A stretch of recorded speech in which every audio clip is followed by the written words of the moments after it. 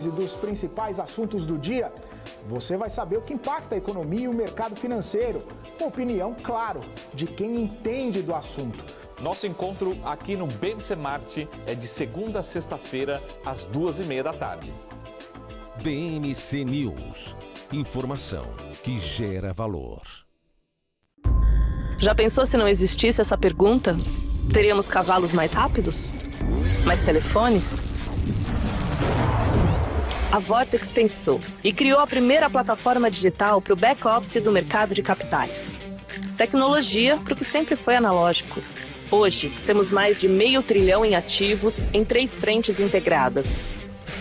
Ir além é descomplicar o mercado de capitais todos os dias. Vortex. Beyond. Você sabia que o Brasil é o país que mais gasta com eleições e partidos no mundo? O gasto anual do país é 2,5 vezes maior que o valor do segundo colocado na lista. O Brasil tem um gasto de mais de 789 milhões de dólares por ano, seguido do México com 307 milhões. É o que mostra o levantamento baseado em dados do IMPA, do Banco Mundial e também do TSE.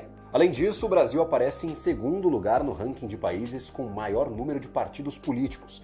32 é o número de partidos registrados no Tribunal Superior Eleitoral. Isso deixa o Brasil atrás somente da Índia, que tem 36 partidos. Fora isso, o Brasil também é o país que mais gasta com parlamentares, com um custo médio de 5 milhões de dólares por ano. E o gasto por parlamentar de cerca de 528 vezes mais do que a renda média da população. Esse número é 2 vezes maior que o do segundo colocado, a Argentina, com um gasto de 228 vezes a mais do que a renda média da população. Vale lembrar que em 2022 foi aprovada uma lei que aumenta ainda mais o fundo eleitoral. Todas as quintas-feiras você tem um encontro marcado com Money Report, um programa com 3 convidados especiais que vão discutir temas relacionados ao mundo dos negócios, economia e política. Enfim, grandes assuntos que importam para você e sua empresa.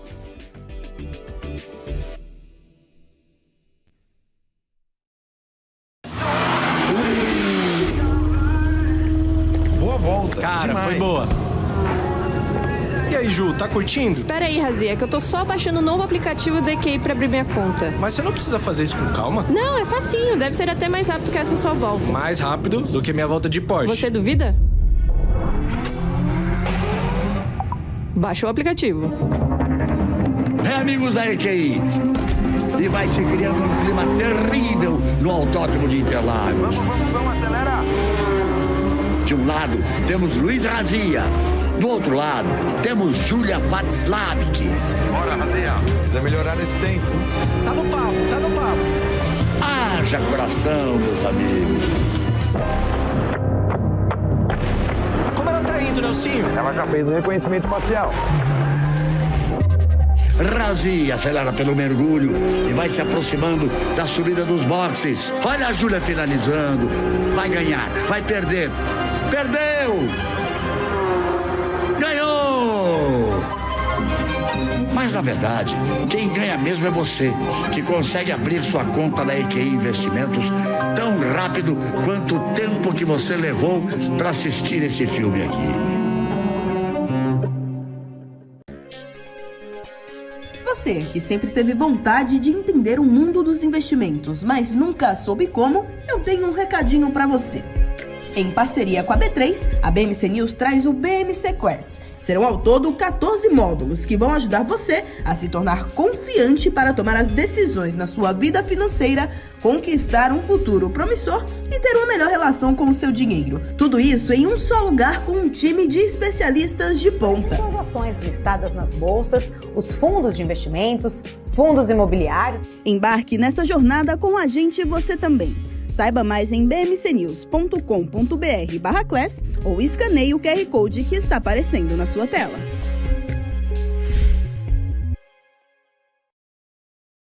Mercado de capitais, o motor dos negócios no mundo. Há 20 anos a Capital Aberto vive esse universo, informando e formando você. Agora começa um novo capítulo. Uma capital mais dinâmica, assertiva e completa. Notícias, análises, entrevistas, cursos. Em um mundo generalista, somos especialistas. Conteúdo e informação feitos do mercado para o mercado. Capital Aberto, feita de dentro. Você sabia que a Samsung tem uma subsidiária que é uma das maiores construtoras navais do mundo? É isso mesmo, por meio de uma subsidiária chamada Samsung Heavy Industries, a marca conhecida por fabricar aparelhos eletrônicos é uma das 3 grandes construtoras navais da Coreia do Sul e uma das maiores construtoras navais do mundo.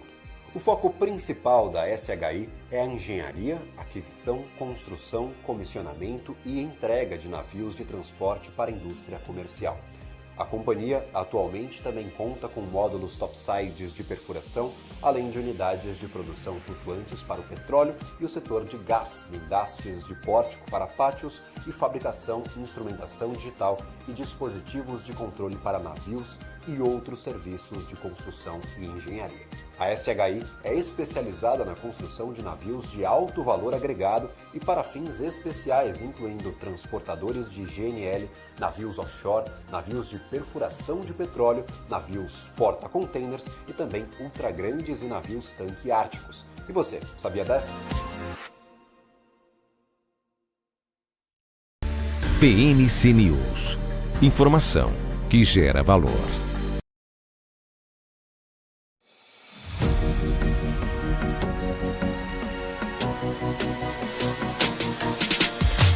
BMC News. Informação que gera valor.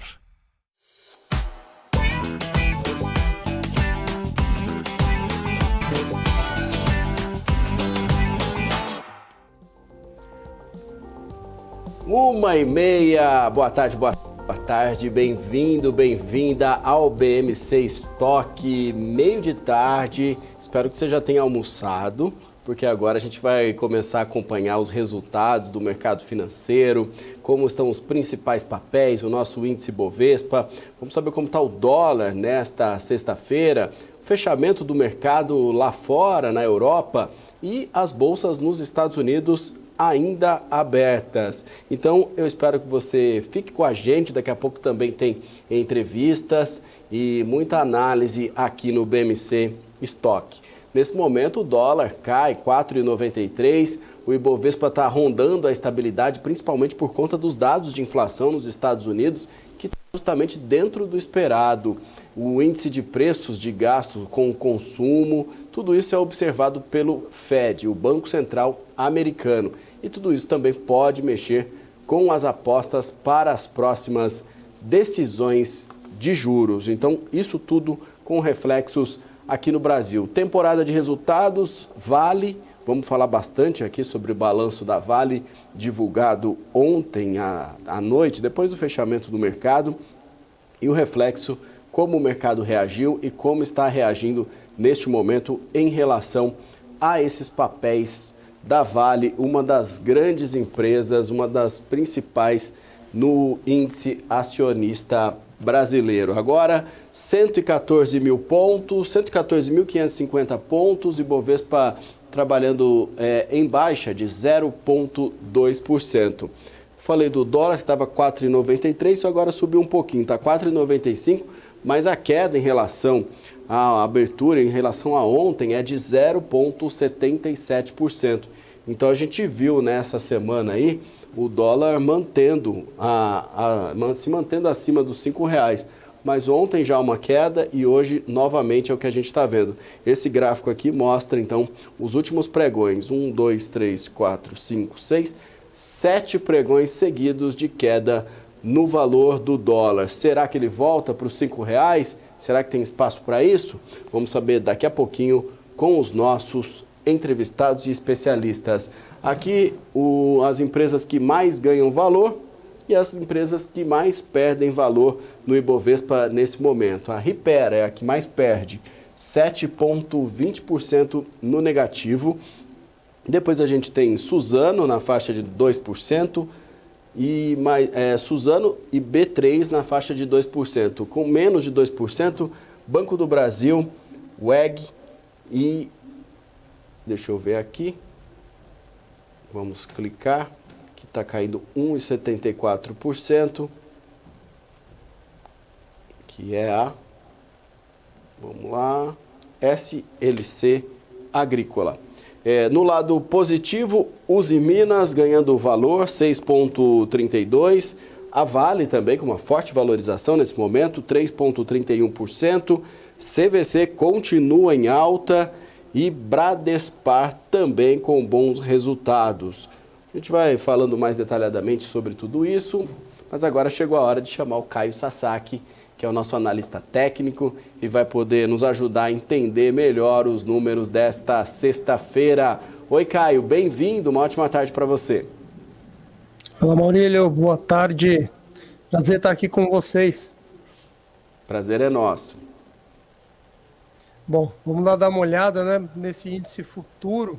O mercado estava bem animado ontem, surpreendeu, um movimento cuja amplitude fazia tempo que a gente não via, né, no mercado abrindo assim perto das mínimas e fechando perto das máximas, com cerca de 3 mil pontos, né, desenvolvidos ao longo do pregão. Isso contrata aí uma expectativa de compra. Claro que hoje não rompeu a máxima, ainda não está dando continuidade, mas também trabalha dentro de um range que, por enquanto, não passa de um movimento de correção. Inclusive, se a gente olha aqui no intraday, é natural ele voltar até essa região de topos, que era uma resistência, né? E ali poderia, inclusive, ser uma oportunidade de compra para giro curto para quem busca um trade, um day trade ou uma operação de pouca duração. Então o mercado ele vem trazendo ali uma expectativa muito boa. Para cima, se romper a máxima aqui de hoje, ontem, né, mais ou menos na região ali dos 116.800, tem tudo para o índice seguir renovando máximas. De certa forma, né, hoje a gente está de olho ali nas blue chips para ver se elas colaboram para esse movimento comprador. A Vale está aqui dentre as empresas que eu vou dar uma olhada daqui a pouquinho, está ajudando bastante, mas outras não estão colaborando tanto assim, e explica de certa forma a queda do índice futuro, trabalhando perto das mínimas neste exato momento. Antes de falar dos papéis, eu acho que vale a pena também dar uma pincelada aqui no dólar, como você bem comentou. O câmbio vem dando uma recuada nesses últimos dias e eu chamo a atenção, reforço para o fato de que a gente tem um corte na Selic na semana que vem e isso tudo pode refletir numa pressão de compra para a moeda. Então a gente tem um gatilho aí pode ser disparado a partir da quarta-feira da semana que vem, tá? Mas por enquanto vem corrigindo, buscou aqui uma região que eu havia traçado de linha de tendência. Acho que mesmo se a gente acompanha no dólar à vista, testou essa linha de tendência. Isso não quer dizer que vai dar uma segurada por aqui, eu prestaria muito mais atenção na questão do timing do que no nível de preços necessariamente. Então a moeda pode até seguir realizando. Eu só prestaria muita atenção na quarta-feira, porque potencialmente podemos ter um movimento, uma reversão aí para um movimento de compra num prazo maior. Por enquanto, graficamente, tudo que temos é uma expectativa de venda, né? Inclusive, caiu, deu uma lateralizada. O mercado ele costuma se mover justamente assim. Ele se move, lateraliza, retoma o movimento da tendência, lateraliza. Então, estamos num momento aqui de descanso para a moeda, podemos dizer assim. Bom, e já que a gente está falando da moeda, acho que eu vou pegar aqui o primeiro papel, que é a Klabin. O setor de papel e celulose é uma demanda praticamente inelástica e ele reflete muito o câmbio, né? Temos aqui um papel que no curto prazo está em tendência de queda, porém no longo prazo a tendência ela ainda é mais compradora. Então temos aqui um ponto muito interessante, porque acabou de testar uma zona de fundos, zona de suporte. Se acompanhar de fato o câmbio, que traz uma expectativa de reverter para compra no meio da semana que vem, pode favorecer o papel. E aí no intraday, temos uma região que a gente já vem acompanhando aqui há algum tempo, região dos 22,35 mais ou menos, que se superada favorece aí um movimento um pouco mais comprador. Hoje chegou a trabalhar acima desse ponto, voltou, né, deu uma pesada nesse momento, acho que refletindo de certa forma a queda no câmbio, mas vale a pena manter aqui a atenção mais ou menos nessa região. É uma região, tá? Como os dois, contando com hoje, né, o pregão de hoje e de ontem, rompeu para cima e para baixo, não dá para cravar um ponto preciso, mas é uma região, traz ainda uma expectativa compradora. E o outro papel é a SUSB. A SUSB, que nesse momento trabalha em queda, é um outro papel que pode trazer uma expectativa de reação junto com o dólar.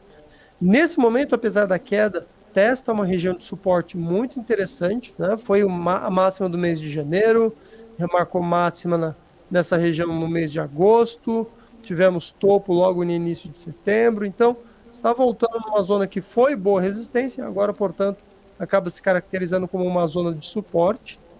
Eu ficaria bem atento, até porque, como eu já disse, no meio da semana que vem podemos ter uma mudança de humor aí para esses papéis com forte correlação com o dólar.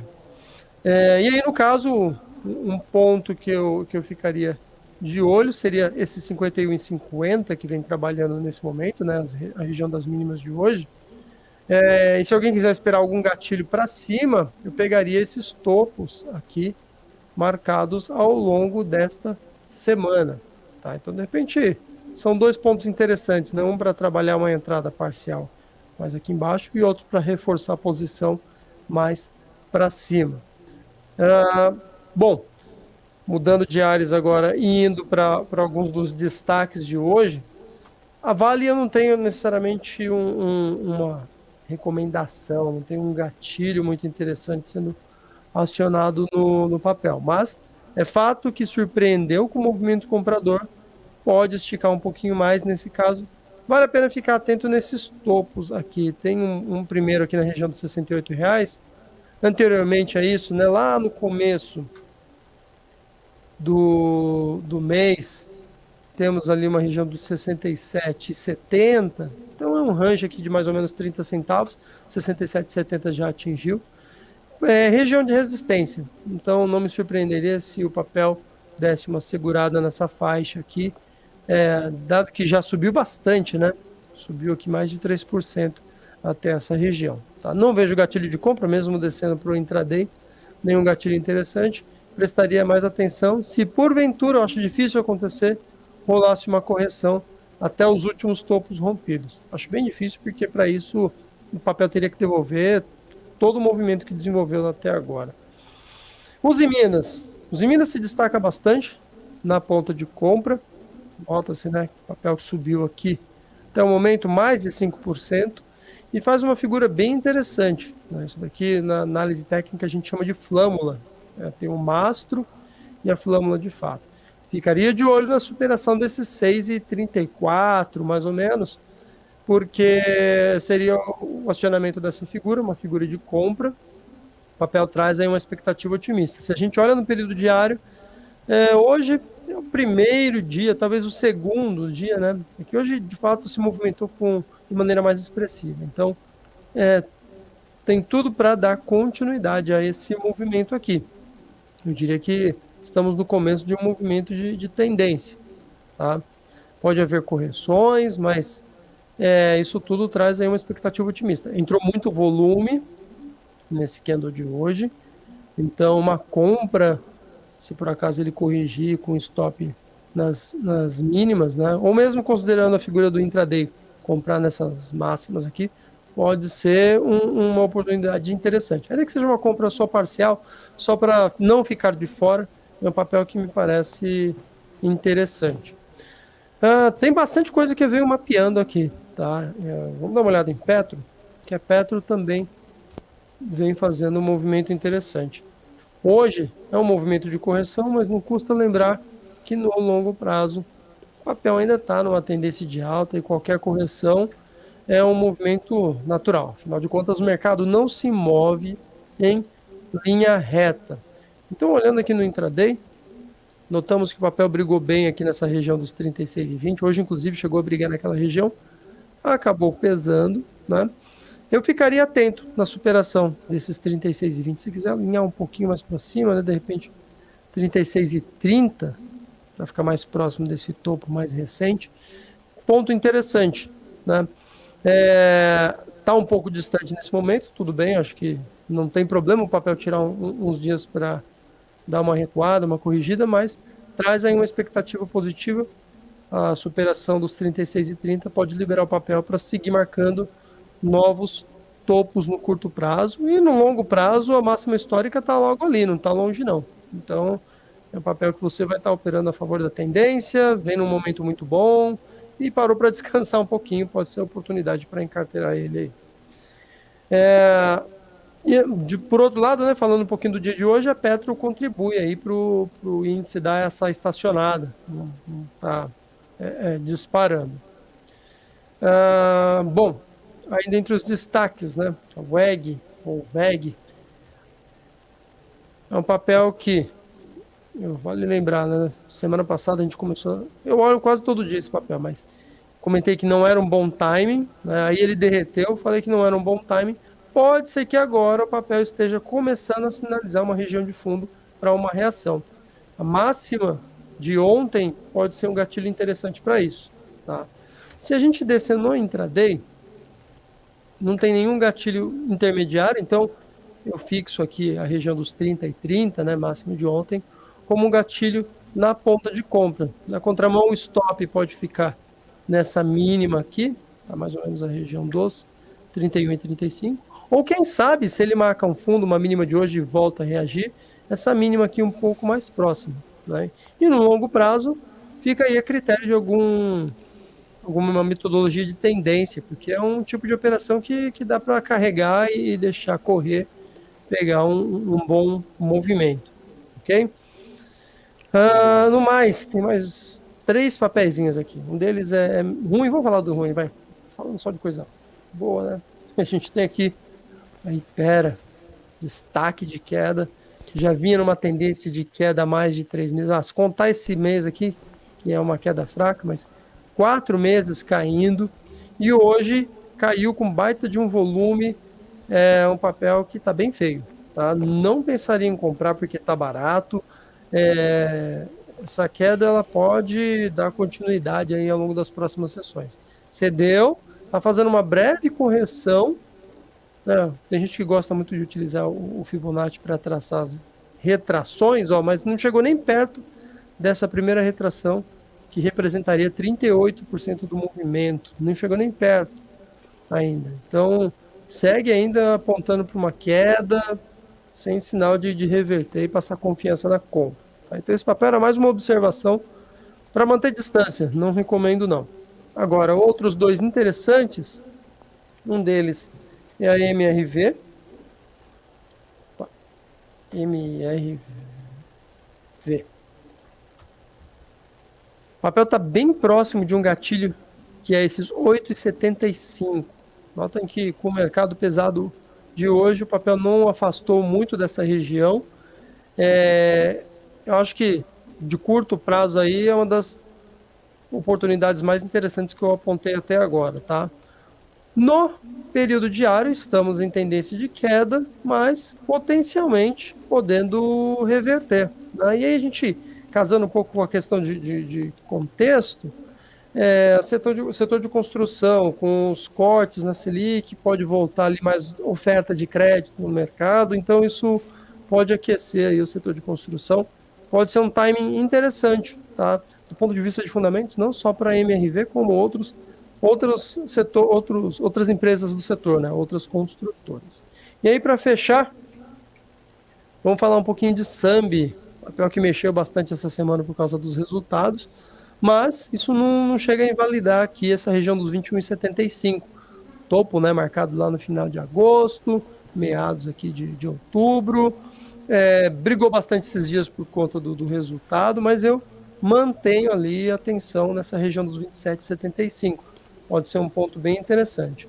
Olhando no intraday, a gente nota que vem fazendo aqui, apesar dessa rabiscada que deu no dia do balanço, vem fazendo topos e fundos ascendentes, trazendo ali um movimento, uma expectativa de movimento, de tendência compradora. No dia de hoje, então, nesse contexto, no passo de correção, mantém ainda a expectativa de compra para um prazo maior. Então, 27,75 é um ponto que vale manter aí no radar, Maurílio. Legal, Caio. Para contextualizar então um pouquinho, eu abri o setor bancário aqui como um todo e hoje está todo mundo no vermelho, pelo menos por enquanto, pelo menos agora, 1h48 da tarde, todos os papéis de bancos no negativo. Itaú Unibanco queda de 0,58, no Itubi 4, o Bradesco BBDC 4, 0,55, Banco do Brasil BBAS3 queda de 2,06, BTG também caindo, Itaúsa, o próprio Santander, como você falou, e os três, né? Os três papéis do Santander, Sambi 3, Sambi 4, Sambi 11 também com queda nesse momento. Agora, você falou de Vale e falou também da Uzi Minas. O setor de mineração e siderurgia hoje está subindo em bloco como um todo, justamente acompanhando a questão do bom desempenho do minério de ferro, que acabou estendendo os ganhos nos pós-mercados, né? E aí eu queria ver se você pode checar para a gente, porque a gente já viu a Uzi Minas, já vimos a Vale, queria saber se você tem aí a CSN Mineração, para a gente ver os números, e depois podemos ver Gerdau aí para ter um panorama mais... relacionado à área de minério de ferro e siderurgia. Então pode ser CSN Mineração e depois Gerdau. Vamos lá. CSN Mineração. O papel num prazo maior aqui, a gente percebe que ele vem numa tendência de alta bem interessante. Chegou inclusive aqui na região dos R$5, onde temos um ponto que segurou bastante ao longo desse ano, né? Tivemos um teste ali. Chegou perto, lá no início, final, entre janeiro e fevereiro, depois voltou a brigar nessa região aqui já dos R$4,99, R$5, em meados para o final de maio. Mas, recentemente, em outubro, testou uma vez, está testando pela segunda. Eu sempre comento que quando o mercado começa a brigar muito em cima de um ponto, provavelmente ele vai acabar rompendo essa região. E aí, somado ao fato de que estamos numa tendência de alta, já faz ali uns 2 meses, mais de 2 meses, eu acho que é um ponto bem interessante, o papel caminha aí para romper nessa região. Jogar para o intraday talvez ajude a encontrar algum ponto para antecipar essa entrada, né? No momento, não, eu ficaria de olho nesses R$5 de fato, pode ser um ponto bem importante para entrar numa compra. Se quiser adotar um stop, pode ser aqui uma dessas mínimas, né? Aí varia muito da extensão da operação de cada um. Dá para adotar a mínima do mês como um ponto de stop interessante, seria a região ali dos 4,56. Ou, tecnicamente, temos mais 2 fundos aqui um pouco mais recentes, né? O 4,79 e o 4,67. Enfim, aí fica muito a critério de cada um em relação à extensão do movimento ou até mesmo o risco que deseja tomar. Mas é um papel que vem numa tendência de alta e num timing interessante para comprar aí, né, visando o rompimento dessa região dos R$5. A GGBR, vou dar uma olhada lá na GGBR. O papel ele vem em tendência de queda, mas logo de cara aqui já dá para perceber o potencial formação de uma figura de reversão. Na análise técnica a gente chama isso aqui de fundo duplo, né? Fez um fundo, o eixo da figura, o segundo fundo, ou o pessoal chama de W também pela formação. O fato é que está brigando aqui no eixo da figura, região dos R$20,07, R$20,08, uma faixa, né? Fato, superando isso daqui, pode sim reverter tendência, acelerar a compra, pode ser um timing interessante para comprar o papel, né? Assumindo o stop abaixo dessas mínimas. E aí, num prazo maior, tem aí um bom upside, tem espaço para desenvolver uma alta bem interessante, dado que caiu bem e as próximas resistências estão um tanto distantes. Eu consideraria a resistência relevante mesmo, essa faixa aqui onde tivemos fundos marcados, foram rompidos, ou seja, era um bom suporte, acaba se tornando agora uma boa resistência. Bom, você não pediu CSN, mas acho que vamos vale lá, a pena pode dar ser uma olhada também, aqui. com certeza. Vale a pena, CSN. Só por curiosidade, né? O papel vem reagindo bem, trabalhando aqui com uma boa alta. mas eu não vejo nenhum gatilho muito interessante não. Logo, logo vai encontrar uma boa resistência ali na região mais ou menos dos 11,80. Deixa eu ver se no intraday encontra algum ponto, nada. Se for para trabalhar alguma coisa nesse papel, hoje eu não faria nada. Se eventualmente ele volta para essa região de topos rompidos, pode ser uma oportunidade de compra. Acreditando que o papel vai retomar um movimento de tendência e vai seguir subindo, Maurílio. Tá bom, vamos dar uma olhada em Embraer, fazendo um favor. A gente vê aqui no nosso quadro que ontem Embraer teve uma valorização. Hoje chegou a abrir também numa valorização, chegou aí na máxima de R$ 18,10, mas aí perdeu o valor e nesse momento está valendo R$ 17,66, uma queda de 0,61%. O Bradesco cortou o preço-alvo justamente das ações da Embraer, de R$ 31,00 para R$ 30,00, nesse momento R$ 17,67. E reiterou a compra, dizendo que as entregas no terceiro trimestre ficaram um pouco abaixo das expectativas, o que cria riscos para a meta. Já o Citi considera que as entregas vieram dentro das estimativas e aí mantém a recomendação de compra e preço-alvo de $16 para os ADRs dessa fabricante de aeronaves, que é a Embraer.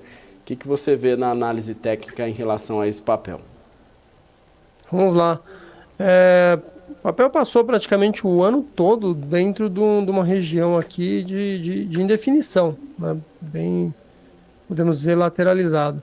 Recentemente foi buscar a região das mínimas, vem de uma reação, mas se a gente aproxima um pouco mais, a gente nota que já faz alguns dias que o papel entrou dentro de uma região de congestão, né? Tudo bem que o movimento prévio foi um movimento mais comprador, tem upside, porque se a gente considerar isso aqui uma grande congestão, tem espaço para buscar os topos mais relevantes, né?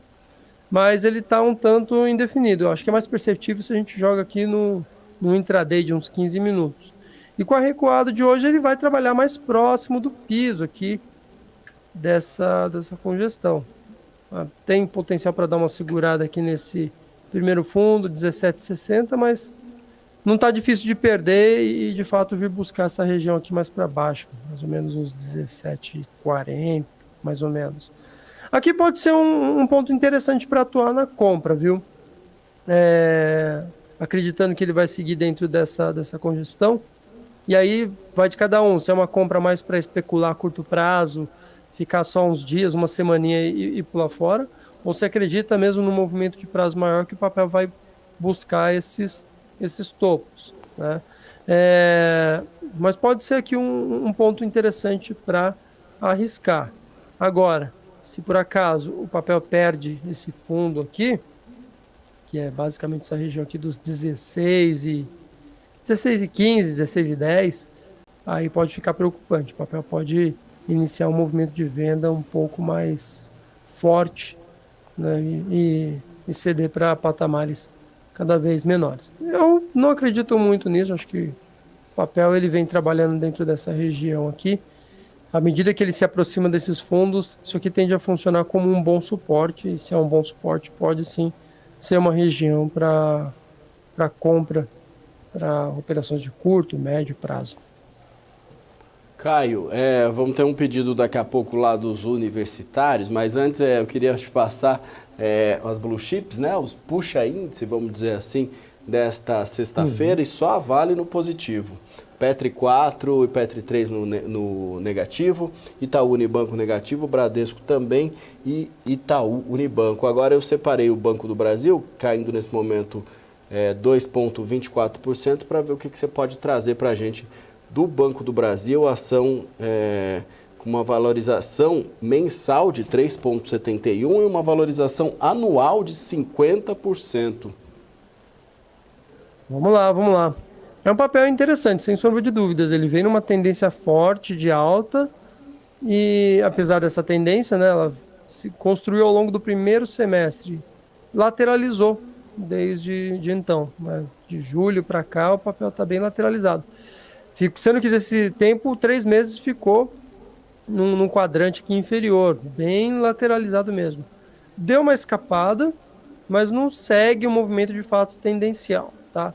Tem um lado bom e um lado ruim. O lado bom é que esse movimento de queda de hoje não assusta. A gente vê que trabalha aqui dentro da congestão dos últimos dias. Inclusive, para quem acredita que o papel vai segurar dentro dessa faixa, pode estar chegando perto de pontos interessantes para se comprar, né? Então, isso é o lado bom. O lado ruim é que, pelo comportamento recente, não dá para esperar muito movimento de tendência forte. Então, é um papel que tende a se valorizar com uma velocidade pequena, né? Não que seja ruim, desde que seja valorização, né? Então, em questão de timing, eu ainda não entraria nesse papel.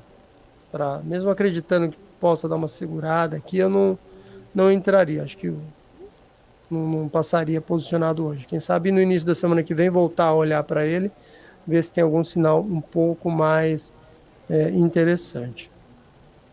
Perfeito. Vamos para uma de varejo. Estava vendo aqui que falta mais ou menos de um mês para Black Friday, que vai ser dia 24 de novembro. Vai ser numa sexta como hoje, mas vai ser dia 24 de novembro.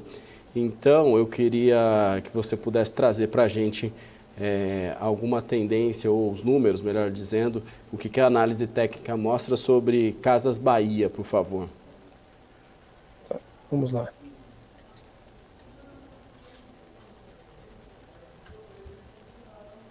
Bom, a gente olhou, né, recentemente o papel, ele vem numa tendência de queda, nada mudou. Acho que mesmo se a gente observar isso aqui no curto prazo, não tem nenhum gatilho de compra que sinalize que está na hora de entrar e pegar um bom preço, porque o papel está barato. Vem caindo bastante, trabalhando aqui na casa dos centavos, não vejo nenhum motivo para, pelo menos tecnicamente, né, para entrar comprando Casas Bahia. Nenhum sinal de reversão, fluxo de compra, nada do tipo. Pois é. É um papel que gera muita dúvida mesmo, né, Caio? E muitas perguntas também. Para onde vai, né? Mesmo com esse pedido recente agora justamente para agrupamento de ações, mas esses resultados aí não vêm ajudando muito. Então, só para a gente fechar, vamos pegar mais uma do varejo. Vamos de Arezzo. Faz tempo que a gente não vê a Arezzo aqui. Ó, nesse momento está com uma queda de 1,16%. Mas eu queria saber o que a análise técnica pode trazer para a gente em relação a Arezzo. Vamos lá. O papel vem numa tendência de queda. Recentemente deu uma respirada aqui, mas isso não quer dizer nada em termos de reversão. Pode retomar esse movimento de queda a qualquer momento. Se a gente tivesse para olhar um pouco mais de perto, dá para entender talvez alguma coisa que veio fazendo até então. A gente nota um movimento mais intenso de queda e um movimento de recuperação tímida. Então, essas sequências, análise técnica, assim, eu gosto muito de ficar subindo porque a gente olha constantemente curto e longo prazo. Pode ver que os movimentos de queda sempre foram uma queda intensa, uma recuperação tímida, uma queda mais intensa, uma recuperação um pouco tímida, uma queda mais intensa. Estamos no momento numa recuperação um pouco mais tímida. Então, tudo isso traz uma expectativa de movimento vendedor.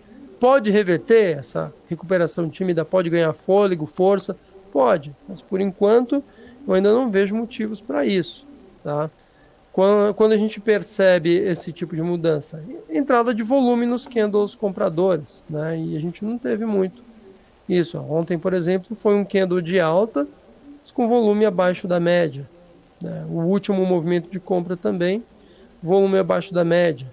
Aqui não conta porque é um candle de corpo nulo. Então, as tentativas de compra não tiveram, de fato, fluxo de capital para a gente dizer, pô, parece que o mercado encontrou um fundo e tem player comprando a rodo o papel para ele reverter a tendência. Por enquanto, não temos nenhum sinal técnico de que vai entrar aí uma onda compradora nesse papel. Então, eu sigo ali de olho, mantendo a expectativa de tendência de venda. Claro, aí pegando a questão do contexto, né, se de fato voltar crédito no mercado, pode ser que o consumo venha a se beneficiar disso. Ou ainda, Black Friday pode ali surtir um um movimento pontual, dando uma oportunidade para quem opera alguns trades mais curtos, pegando algo mais momentâneo. Maravilha. Caio Sasaki, analista do Portal do Trader, participou com a gente durante toda essa semana. Uma ótima sexta-feira para você, Caio. Um bom fim de semana e a gente se vê de novo na segunda. Obrigado, igualmente, e até segunda-feira. Valeu, Caio. Daqui a pouco, então, a gente volta com o nosso BMC Stock, que tem mais notícias, mais análise. A gente vai trazer também as bolsas do exterior, como que está o desempenho em Nova York e o fechamento também na Europa. Além, é claro, desse panorama um pouco mais completo e um pouco mais detalhado da Bolsa de Valores do Brasil, que, para a gente atualizar aqui, nesse momento, o dólar caindo 0,34% a 4,93.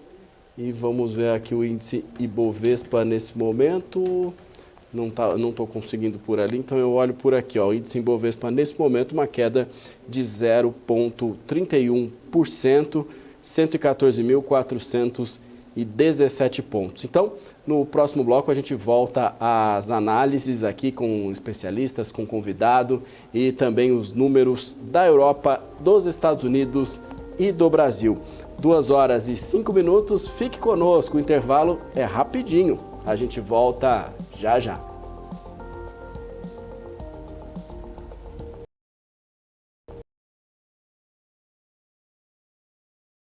Olá pessoal, eu sou Felipe Ferreira da Com Dinheiro e eu tô vindo aqui convidar vocês para assistir o nosso Você com Dinheiro, o programa que traz aí as maiores mentes do mercado financeiro brasileiro para um bate-papo de almoço com vocês. Aquele bate-papo com gestores, multifamily offices, assets, administradores e as principais empresas de capital aberto para aquele bate-papo que faz o mercado financeiro brasileiro acontecer. Todos os dias ao 12h30 aqui na BMC News.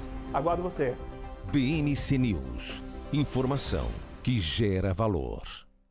Conheça a Brasil Paralelo, o único streaming que oferece uma experiência completa, que começa antes de cada filme com a sinopse em vídeo e continua depois que os filmes acabam com as análises e podcasts sobre o que acabou de assistir. Somos o grupo de comunicação que produziu Brasil, a Última Cruzada, a série de história que mudou a forma do brasileiro olhar para o seu passado. Junte-se às mais de 600 mil famílias que assinam a BP. Entre no site brasilparalelo.com e faça sua assinatura.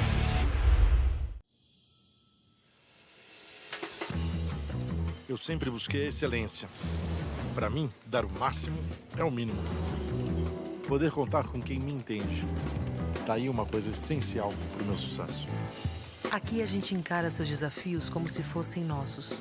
A excelência do BTG está em cada detalhe que faz sentido para você. Sua trajetória merece essa experiência. BTG Pactual. Dê um BTG na sua vida. Regenerar.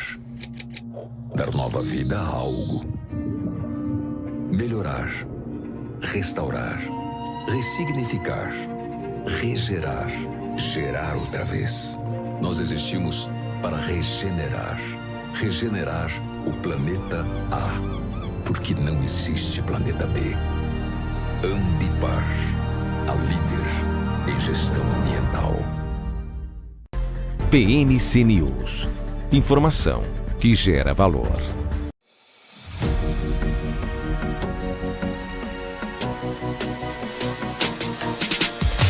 BMC News. Informação que gera valor. Já estamos de volta. Muito obrigado pela sua companhia. Eu vou fazer agora um giro pelas bolsas de todo mundo. Primeiro, o mercado norte-americano, que ainda está aberto. O Dow Jones, nesse momento, registra queda de 0,81%. S&P 500, queda de 0,43%. Quem está destoando dessas duas bolsas é justamente a Nasdaq, agora numa valorização de 0,37%. E o que tem impulsionado a Nasdaq é justamente o forte balanço da Amazon, que está promovendo então esse balanço misto aí, né? Esse cenário misto das bolsas de Nova York. Então, Nasdaq no positivo, S&P 500 no negativo e Dow Jones também no negativo. O que o mercado tem observado em relação à Amazon? que esses dados do PCE também não tem tanta interferência nesse caso quanto os dados divulgados pela Amazon, né? Uma das big techs aí que tem feito a diferença. E nesse momento, então, trazendo essa diferença entre as 3 bolsas norte-americanas. As bolsas da Europa, que já fecharam, né? Já encerraram o pregão, todas em queda diante dessa recepção ruim de investidores a balanços corporativos divulgados mais cedo. Com o movimento de hoje, os índices dos principais mercados europeus apagaram os ganhos acumulados no começo da semana e encerraram com queda agregada. O índice Stoxx 600, que é aquele que compila ações de 17 bolsas europeias, fechou em baixa diária de 0,80% e caiu 0,92% no acumulado da semana. Na Bolsa de Frankfurt, o DAX teve um dos melhores desempenhos do dia, mesmo assim recuou apenas 0,30%. Na semana, o índice alemão caiu 0,75%. Vou aproveitar para trazer outros números. Londres fechou com queda de 0,86%, França caiu com 1,28%, e Espanha 0,5% de queda no índice IBEX 35. A gente vai abrir espaço aqui no BMC Stock para mais uma entrevista. Chegou a hora de receber o Lucas Lima, que é analista da VG Research. Oi, Lucas, bem-vindo, viu? Boa tarde para você nessa sexta-feira. Opa, boa tarde, pessoal. Muito obrigado aí pela BMC News, né, ter convidado, e espero contribuir. Maravilha, a gente está muito feliz com a sua presença aqui e a gente queria falar principalmente desse setor de varejo, né, Lucas? Porque hoje a gente vê um dia misto aqui na Bolsa de Valores, mas ontem a gente viu o varejo praticamente todo no verdinho, todo no positivo, uma combinação de fatores, IPCA 15, uma divulgação interessante. A gente vê também possibilidade de vendas maiores agora com Black Friday, o próprio Halloween, que é mais famoso nos Estados Unidos, mas que foi incorporado aqui para o Brasil e que a gente já vê muitas lojas vendendo justamente esses itens. Então eu queria que você trouxesse sua perspectiva, primeiro no geral para o setor e depois, se você tiver algum papel específico, a gente pode ir detalhando também, Lucas. Perfeito. Então, o cenário assim, para o setor varejista, ainda a gente está vendo aqui com bastante cautela, né? As últimas semanas assim, foi de uma volatilidade muito grande e eu acho que o que é importante a gente ver aqui de uma maneira geral é o que aconteceu aí nos últimos anos, né, para que essas empresas estivessem se comportando assim na Bolsa, como a gente tem visto aí nos últimos meses, algumas com quedas bem relevantes, né?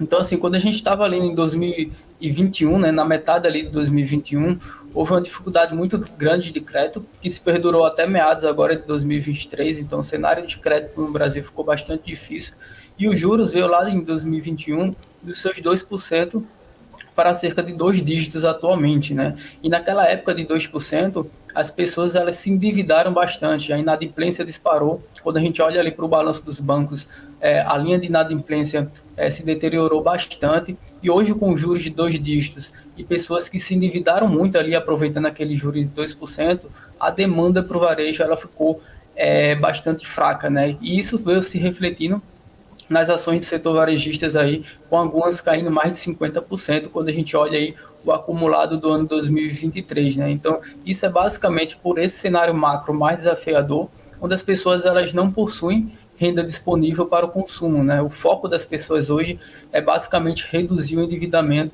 e não aumentar o consumo, e é por isso que essas empresas do setor varejista vêm sofrendo quando a gente olha aí o último ano e o acumulado do ano 2023 também.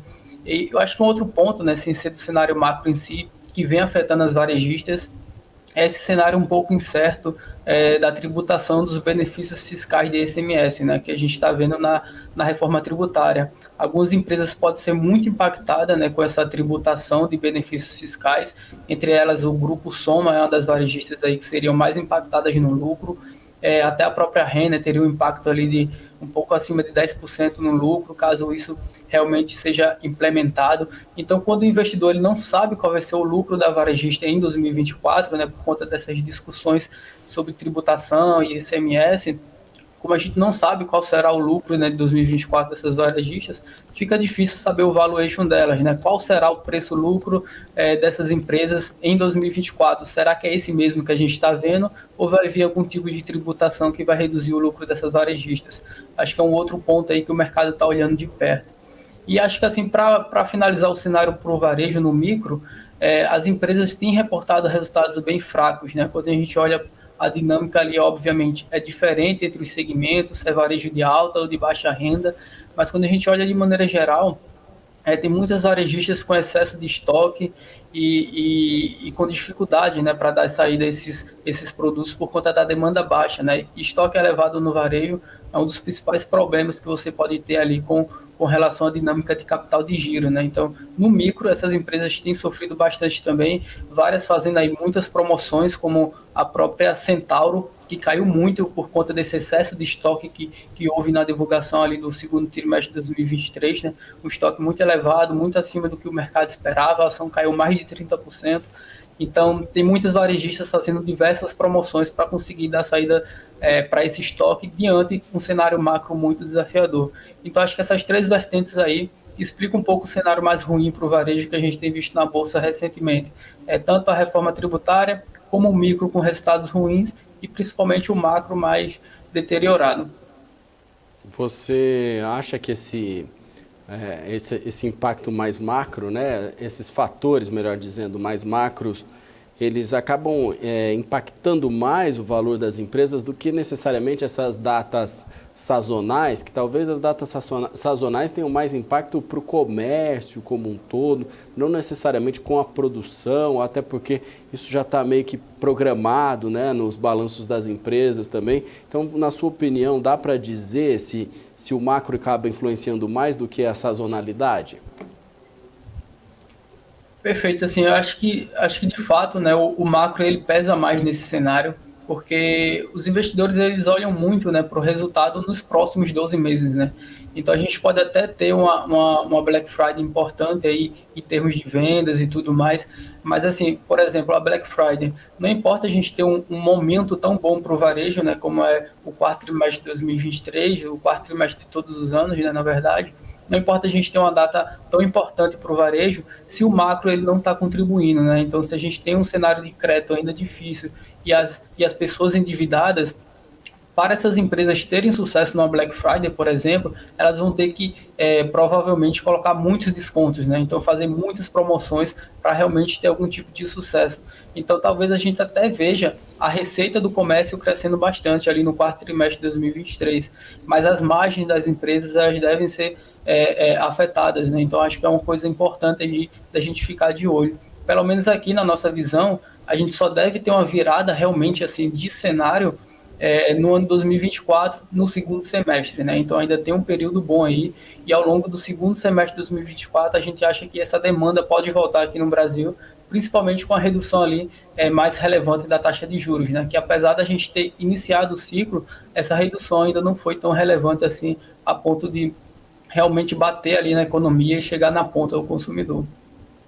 Lucas, aí às vezes o setor também para pensar que nada ajuda, né? Hoje mesmo saiu uma notícia a respeito da seca em Manaus, que é a pior seca da história, justamente, que pode prejudicar, inclusive, a distribuição dos produtos eletrônicos e itens de tecnologia produzidos exatamente na Zona Franca de Manaus. Se não for agora, nesse primeiro momento, na Black Friday, mas para o Natal há o temor que se essa estiagem, essa seca avançar, isso pode afetar o cronograma de entrega das lojas em dezembro.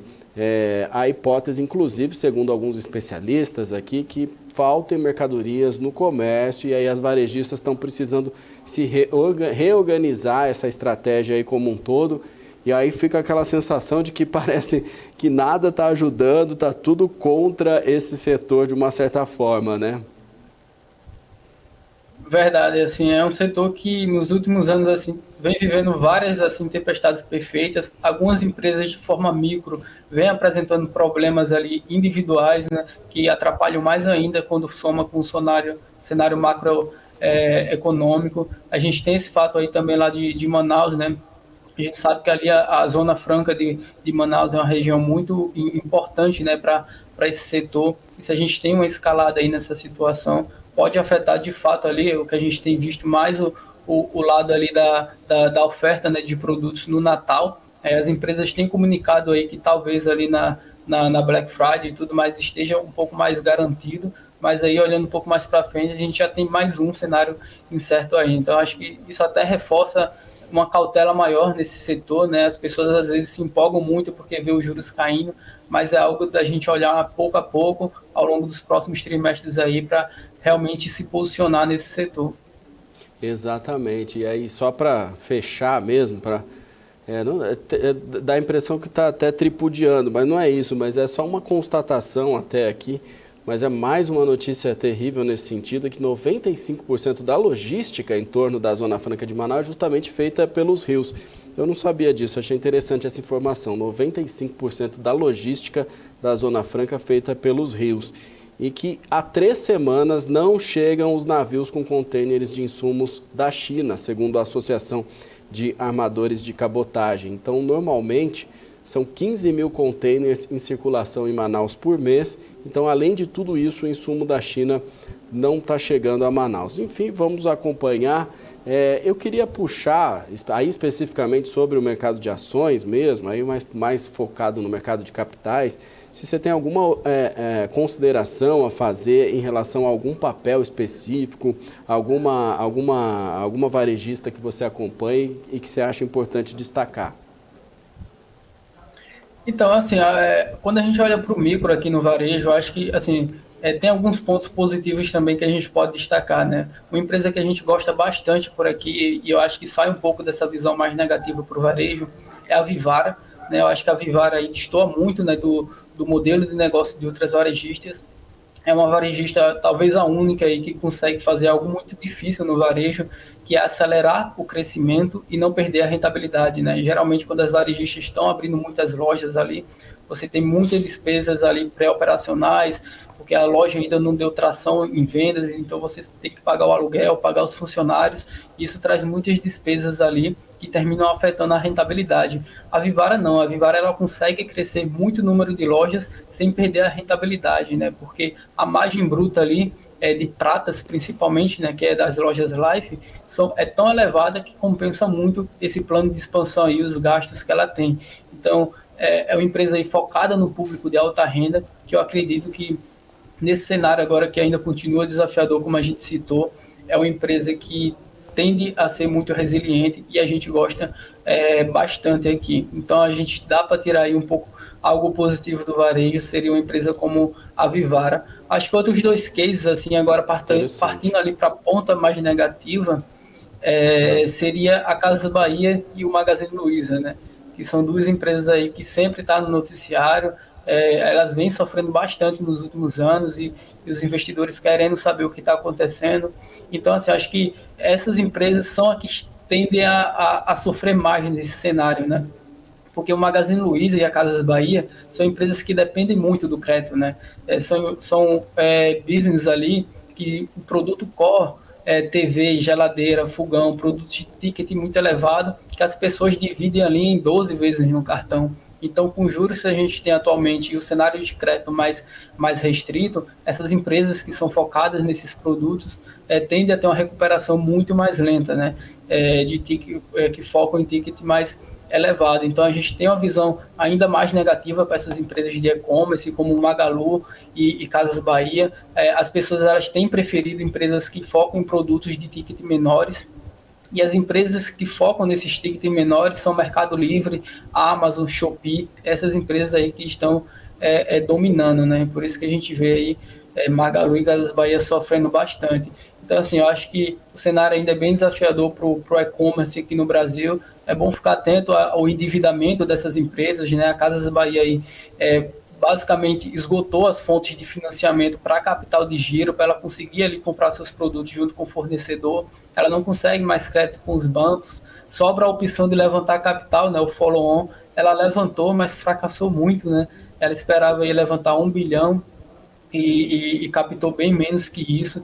Então, ela tem um fôlego aí, a Casas Bahia, no curto prazo, em relação ao endividamento, porque o endividamento dela está mais concentrado no longo prazo, mas assim, ela está correndo contra o tempo. Se o cenário macro aqui no Brasil não melhorar bem aí, principalmente em 2024, para que ela consiga vender e gerar caixa, eu acho que é uma empresa aí que, em termos de endividamento, pode se complicar bastante. A Magazine Luiza menos, a gente acha que apesar da situação também ser difícil, quando a gente olha ali para o endividamento do Magazine e o que ela tem em caixa, e o potencial de geração de caixa agora para 2023, não é uma alavancagem tão assustadora assim como a gente vê na Casas Bahia, né? Hoje a dívida líquida sobre EBITDA, né, que é um indicador que a gente olha bastante aqui, do Magazine Luiza, está em torno de 2 vezes, ou seja, ela deve gerar um EBITDA em 2023 de 2 bilhões para uma dívida aí líquida de 4 bilhões. Então, o cenário é menos assustador assim, para a Magazine Luiza.